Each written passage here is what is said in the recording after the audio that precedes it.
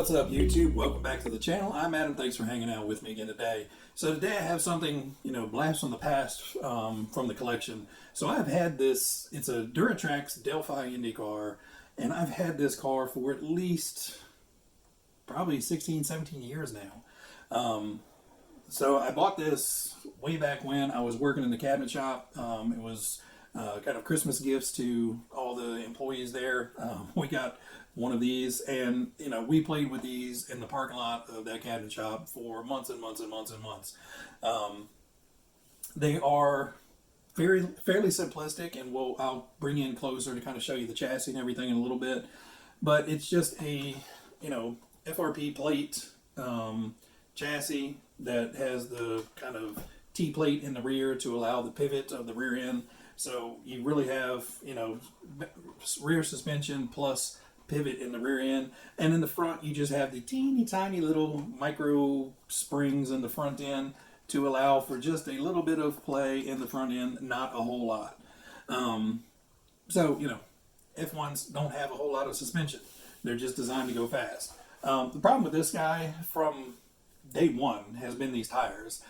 These tires are a very hard compound, and from the get-go, they were always a handful to drive.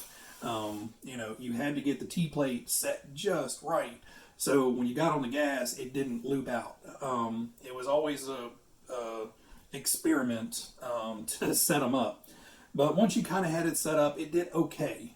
It still, it just overpowered the tires way too easily and looped out. And anybody that's driven F1 cars, I think, that's kind of the common thing. You have to be a really good driver to be able to get on the gas and not, do donuts.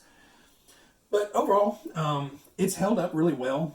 It has had some replacement parts. It came with the factory yellow wings, front and rear. And, just after some rollovers and, incidents with parked vehicles, backing into them or running into them, I had to replace those. So I do have the replacement black parts on there. I just thought it fit the overall paint scheme of the body better. And this is factory painted, decaled. I think we had to put the decals on, but it was factory painted. So what I'll do is I'll bring you down and show you the chassis up close, and then I'll come back and tell you about how it went driving it. All right, guys, so here is an up-close look of the Delphi Indy Car. So nothing, extravagant. Pull the body off, and then you can see we have the big lower deck, small upper deck, and then you have the T-plate in the rear that houses the motor pod. So very similar to the Tamiya Tyrrell setup, where you have the whole motor pod in the back on the T-plate, rear suspension.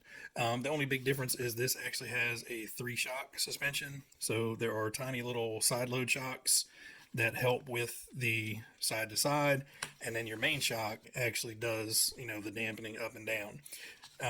And to be honest, probably these are the culprit of getting the T-plate set up so perfectly. The Tyrrell has the sliding friction plate that allows for the twist and just has the single shock, to where it's relying on 2 friction shocks down here and then 1 oil-filled shock up there, and it's a little bit more difficult to set up. So this is a Venom Fireball 19-turn double. So it's a pretty peppy little motor. We went with the double turns to try to lower the low-end torque and get a little bit more speed out of it. But the motors have never been an issue, just getting the power from the motor down. So this is the original Duratrax Sprint ESC in it. Still running Tamiya plugs on it. Still running the factory Futaba servo that came with it. And I do have my 2.4 gigahertz Spectrum receiver in it. One of the big differences between this and like the Tyrrell is this actually has a gear diff back here instead of ball diff, which also kind of lends itself to the spinning out. So instead of unloading one tire, the diff action on this is pretty stiff, so it wants to kind of break both tires free at the same time. But I just want to give you guys a quick little glance at the whole chassis layout and everything.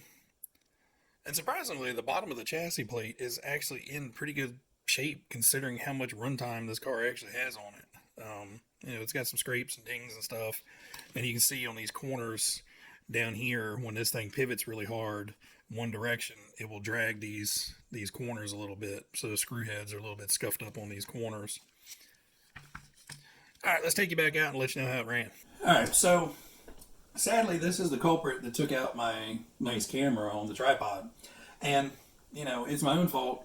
We've been driving it around, and I actually bumped it with another car, and the camera fell over, but I was able to grab it and keep it from hitting the ground.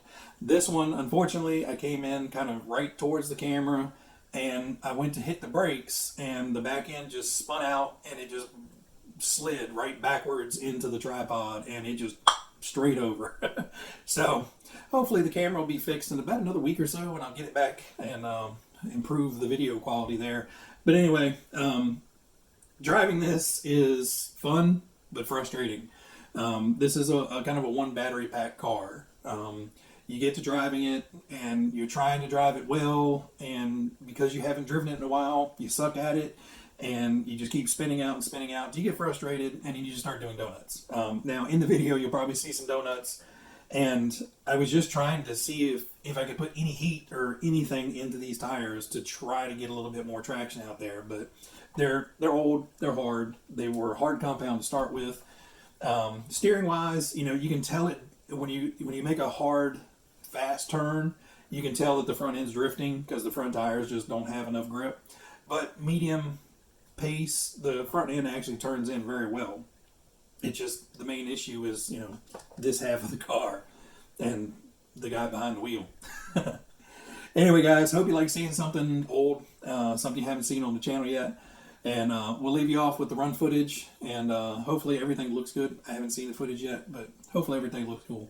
Anyway, guys, everybody out there, be happy, be healthy, be safe, and I will catch you on the next one. See ya.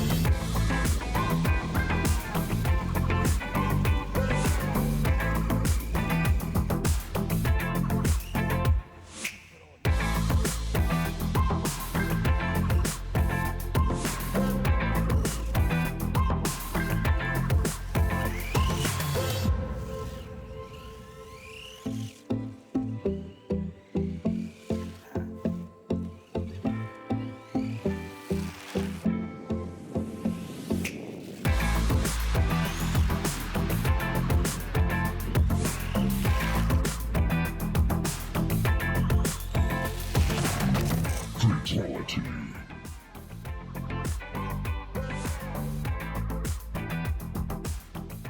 Why did you kill my camera? 'Cause ding dong behind the wheel can't drive.